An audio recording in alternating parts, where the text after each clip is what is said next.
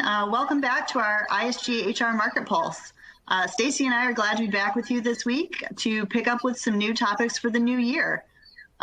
Stacy, 2020 was certainly a wild ride, and I know the rapid shift to a virtual work environment had a lot of organizations looking to accelerate their move to the cloud. So for you and I in our world, that means that we're busy helping clients with HCM projects and HR tech evaluations, which typically include technology demos, right?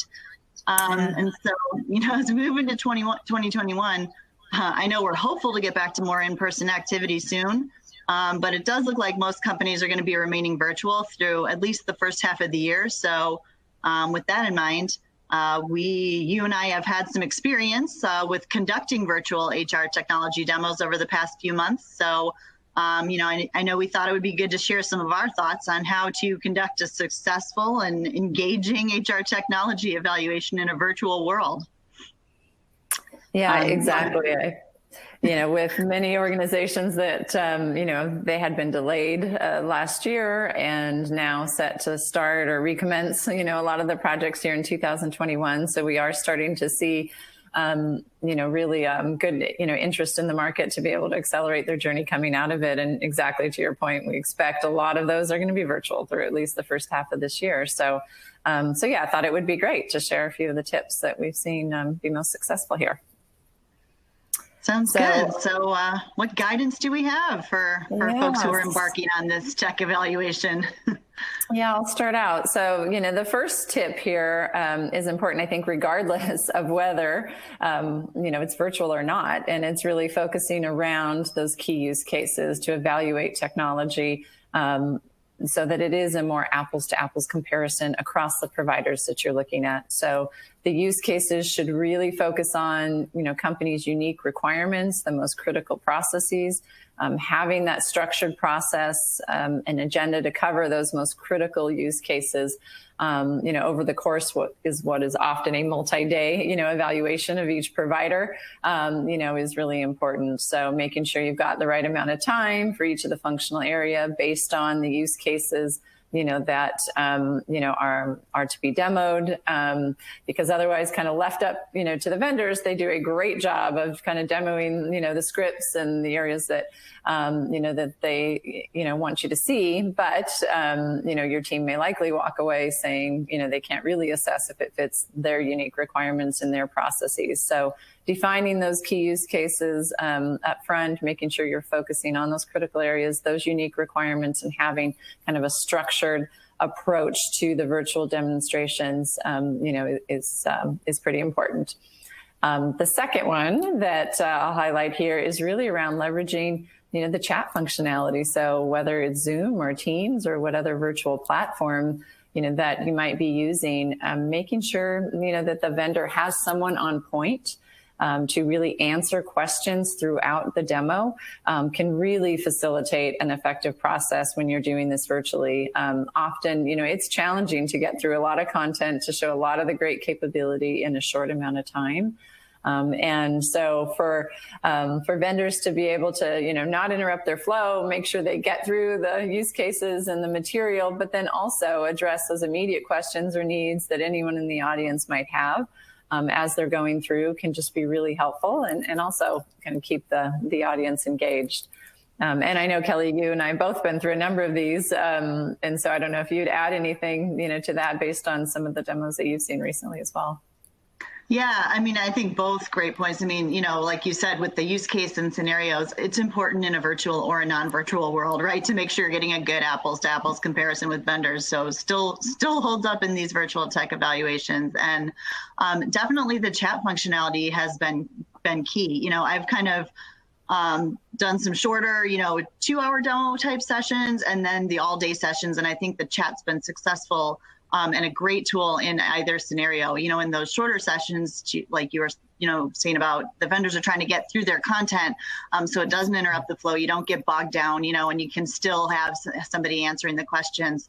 I think also the other thing that's nice about the chat, in the virtual environment, I'm not sure all the time everyone, although folks are getting much more comfortable with it, maybe they're not as quick to speak up or raise their hand or ask a question as you might be when you're in a room all together with your coworkers and colleagues. So I think the chat is a nice way to make sure that folks have a comfortable way to ask questions and get their questions answered.